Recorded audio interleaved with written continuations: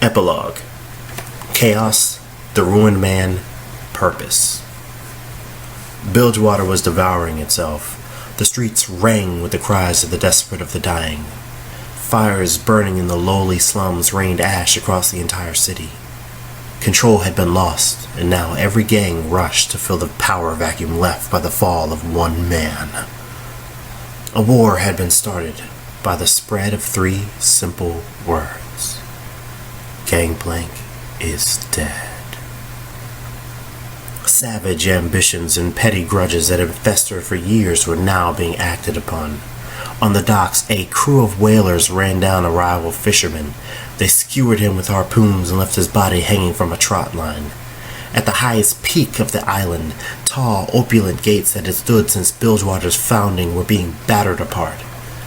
A cowering gang lord was ripped from his bed by a rival. His mewling cries were silenced when his skull was dashed upon the handcrafted marvel of his own front steps. Along the wharf, a fleeing redcap attempted to staunch a bloody head wound. He looked over his shoulder but could see no sign of his pursuers. The jagged hooks had turned on the caps. He had to get back to the safe house to warn his crew. He rounded the corner, screaming for his brothers to gather their arms and join him, but his thirst for blood dried in his throat. Standing in front of the redcap's own den was a band of hooks. Their blades dripped with gore. At their head, a wiry figure, barely a man, creased his pockmarked face with a vicious grin.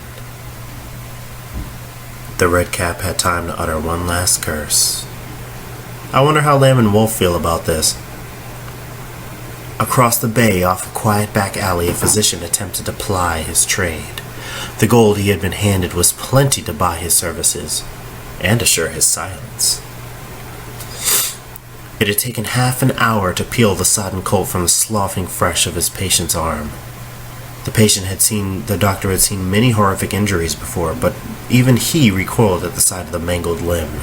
He paused for a moment, terrified of the response his next words would provoke. I'm sorry. I can't save your arm.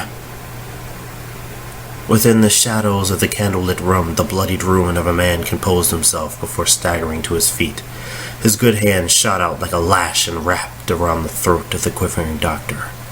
He lifted the surgeon's soul slowly, measuredly off the floor, and pinned him to the wall. For a terrible moment, the brute stood impassively, considering the man in his grasp. Then he abruptly dropped him. Lost in panic and confusion, the healer coughed violently as the shadowed mass strode to the back of the room. Passing through the light of the surgeon's lantern, the patient reached for the top drawer of a well-worn cabinet. Methodically, the man opened each drawer, searching for what he needed. Finally, he stopped. "Everything must have a purpose," he said, looking at his mutilated arm. He pulled something out from the case and threw it at the doctor's feet. There, glinting under the lantern, was the clean steel of a bone saw. "Cut it off," he said. "I've got work to do."